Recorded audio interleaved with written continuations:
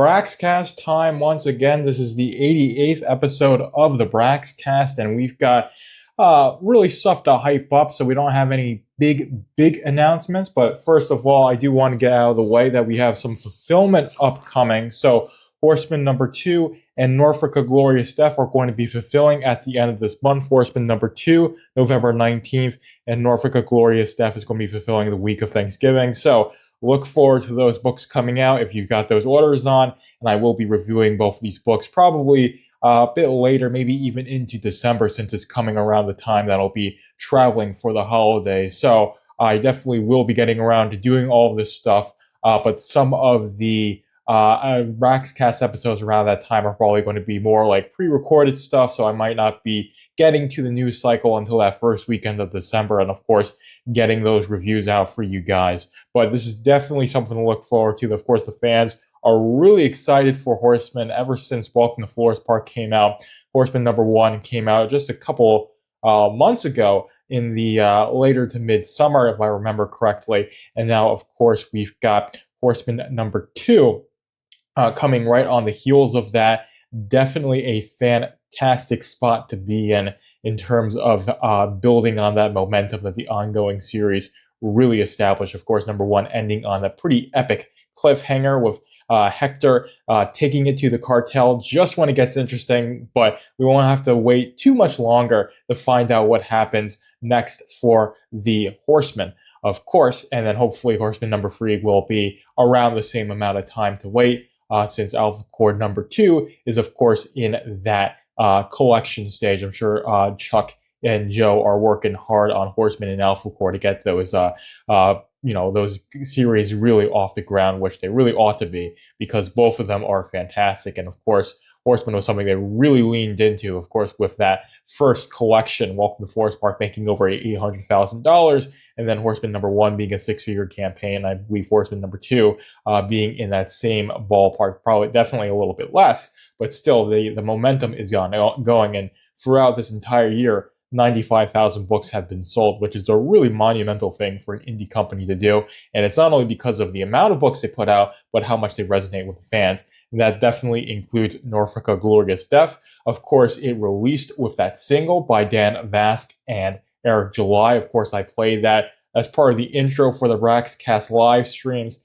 Certainly love that song. I've listened to it so many times because of that. Listened to it a lot of times because of just, I like the song. It really jives with me. I consider it more of like a hard rock than like a heavy metal song, but it certainly does have that metal vibe. But I think it's definitely more, has a bit of a broader appeal than the new metal stuff that Eric is definitely more into. That's more of his bread and butter, and that's what Backwards is really all about. Although that second Backwards album, I'm not sure if that's ever going to happen with all the stuff that's been going on in his life. But regardless, that is aside of the point. The point is that Norfolka is fulfilling soon. This, of course, launched around June, if I remember, because I was at PorkFest when I backed this campaign, or collection, I want to say.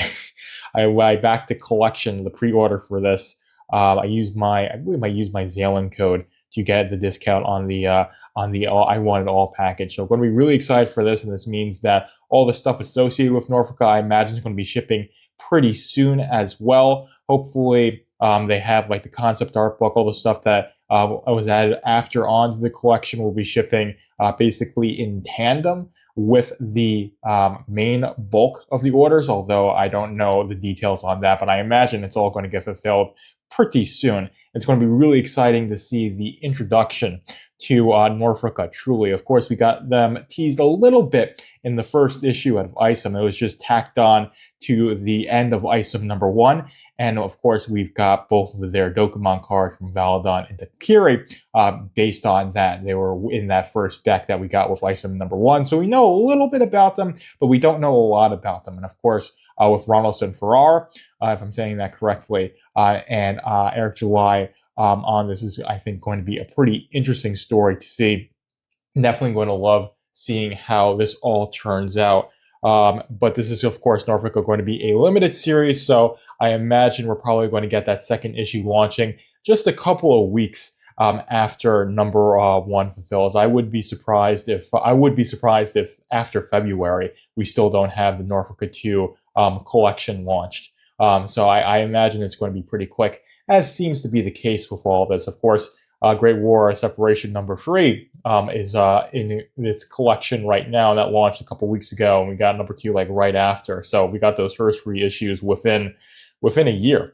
And of course, that 4th issue I imagine is going to be probably definitely by this time next year, but probably by the end of next spring, we'll have the entire Great War Separation in our hands, and we'll be able to really digest that. I imagine we'll be pretty far along with Norfolka as well, with just how consistent and how quick they keep the release schedule, with the exception of Alpha Core 2, of course, even though that's is being resolved because they did get a lot of all stuff off the ground with Horseman and Zalen, and now they're really coming back strong with focusing on those 2 ongoing series that they got. But anyways, that's the fulfillment update, along with a little commentary on the Rippaverse, I guess, release schedule in general, if you don't mind that. But the big news is that on the 17th, on Monday, so I'm filming this on the 15th, which is Saturday, and on Monday, we're getting, finally, the launch of the Black Eye Club and The Curse. These, of course, were 2 books talked about by in the Rippaverse. So Jen and Sylvia Soska are going solo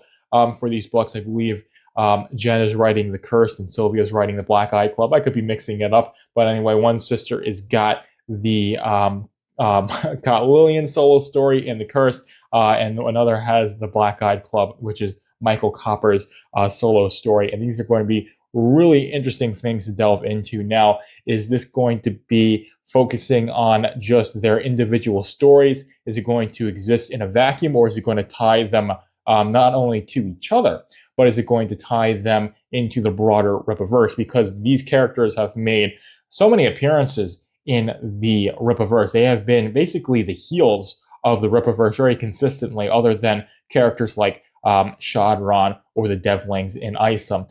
They've consistently been the heels, or the antagonists in a lot of the stories, whether we're talking about Bloodroof, or we're talking about Horseman. Certainly so the case in Alpha Core #1. They definitely were the ones behind the scenes, being the puppet masters for Billy Bob Quinn and Galvin, and then of course all the other people they were working with. The robber who robbed, I believe, Texas National Bank, if I'm getting that correctly, were all basically employed by Michael and Lillian. So how they got into doing that, how they met each other, is it going to be narrated from both of their perspectives? Are these going to be more origin stories? And this is going to tie them into why they make so many appearances. Why are they in Bloodroof? Like, why they're in Alpha Core? Why they're a consistent thread running throughout the Rippaverse? I'm going to say most likely not, because it seems like they're decently recent arrivals to Flores Park, and this is going to deal more in their origin stories.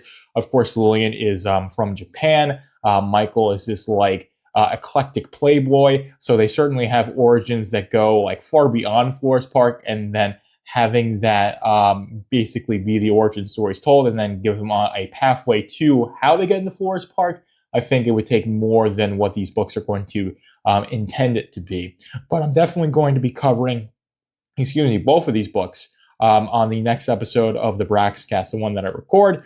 So look forward to that. It's going to be a really exciting week to cover this. So I'll definitely be live streaming about it. Definitely will be doing a recorded episode like this for number 89. But for now, I just wanted to mention that these books are finally on the way. They've been hyped and teased by the Soskas for months at this point. Them going on Twitter saying soon. It's like, well, how soon? And it turns out it's now just a couple days from now, and decent chance if you're watching this, it could already be out if you're getting to watching this a little bit later, or if you're catching this video months after the fact, as some people do.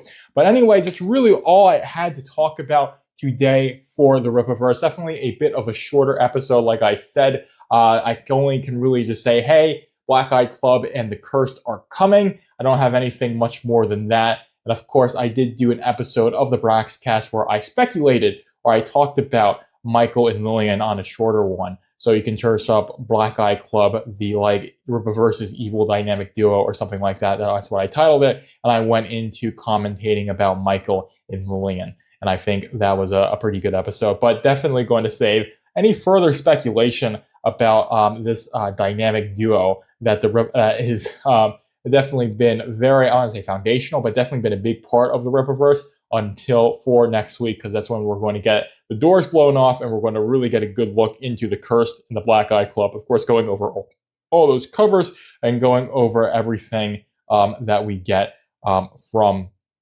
that information. Of course, we got the Rip Reveal trailers, which we went on that live stream yesterday, which is a fun live stream as always. That like Lillian lives off of pain. Of course, Michael being this, like I said, eclectic playboy. You read their entries in the Flores Park Gazette. Very entertaining stuff. So I'm really, really excited to see these books. Not only the information we're going to get about them, but of course, getting them in our hands, which will probably happen sometime next year with how these collections being released at this time have been like there are like timelines to fulfill have basically all been Q1 2026. So I imagine it's going to be Q1 26. It'll probably be or Q2. So it'll either be probably sometime in maybe late winter, early spring, maybe even into later in the spring. But who knows? I can only speculate on that. But for now, that's all I have. Hopefully you guys enjoyed this one. Joker is out. Thank you for tuning in to the Braxcast. Be sure to like, comment, follow, and subscribe to keep up with the Rippaverse.